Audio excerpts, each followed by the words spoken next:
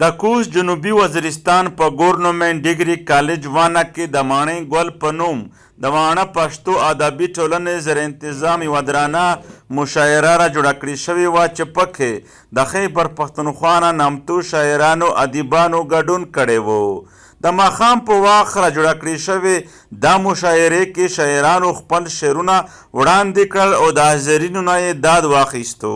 یو ښکلي د نظر مهرباني ده په ما خوار د زورور مهرباني ده ورځ رڼا نه ده د لمر مهرباني ده په هر ستوري د قمر مهرباني ده.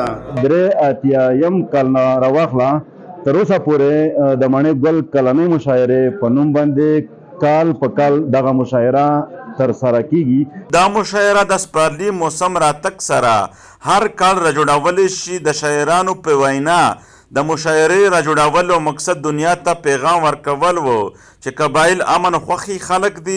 شاعران د شاعرۍ د لارې د کام ترجماني کوي. زاړه زاړه یادونه دې په خوب کې وینم، یو څو شلېدلي تصویرونه دې په خوب کې وینم، خو منم چې اوس به دې پیرلی اوربل پاتې نه وي، منم چې اوس به دې پیرلی اوربل پاتې نه وي، خو بنګړي بنګړي لاسونه دې په خوب کې وینم.